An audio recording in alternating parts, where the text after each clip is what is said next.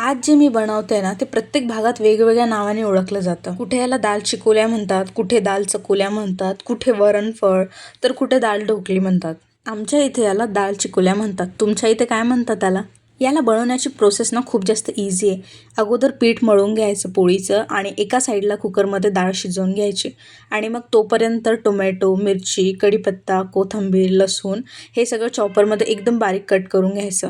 मग कढईत तेल टाकायचं, त्याच्यामध्ये थोडंसं जिरं मोहरी, नंतर हा सगळा मसाला टाकून घ्यायचा, फ्राय करून घ्यायचं आणि मग त्याच्यात थोडंसं हिंग टाकायचं. थोडा वेळ त्याला कढईतच ठेवून छान फ्राय करून घ्यायचं आणि त्यानंतर मग त्याच्यामध्ये चवीनुसार लाल तिखट टाकायचं आहे, थोडंसं धना पावडर टाकायचं आहे, मग याच्यामध्ये तडकेवाली लाल मिरचीसुद्धा टाकायची आहे. आता आमच्या घरी खूप जास्त तिखट खातात, त्यामुळे मी अशा वेगळ्या वेगळ्या प्रकारच्या मिरच्या, लाल, हिरवी, पुन्हा लाल तिखटसुद्धा टाकते, कारण की आमच्या इथे तिखट खातात.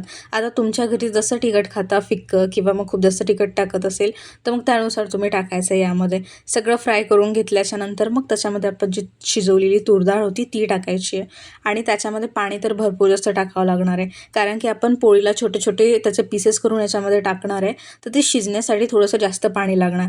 जसं जसं ते शिजेल ते तसं तसं पूर्ण पाणी संपून जाणार त्याच्यातलं आणि ते घट्ट होऊन जाईल. त्यामुळे अगोदरच पाणी थोडंसं जास्त टाकायचं आहे. आपण जशी पोळी बनवतो नेहमीसारखी तशीच ती पोळी बनवायची आहे आणि चाकू किंवा मग उलथणी वगैरे कशाने असेल त्याला असं छोटं छोटं कट करायचं, जसं आपण शंकरपाळ्याला वगैरे करतो तसं कट केल्यानंतर वरण फुल गॅसवरच ठेवायचं आहे तोपर्यंत आणि याचे पोळीचे छोटे छोटे पीसेस मग त्याच्यामध्ये ॲड करायचे आणि शक्यतोवर हे पोळीचं अगोदरच बनवून ठेवायचं, म्हणजे एकच वेळेला जर आपण सगळं टाकलं तर ते सारखंच शिजेल पोळी, नाहीतर मग ते काही पोळीचे ते छोटे छोटे पीसेस कुठे कच्चे राहतात, कुठे शिजलेले असतात.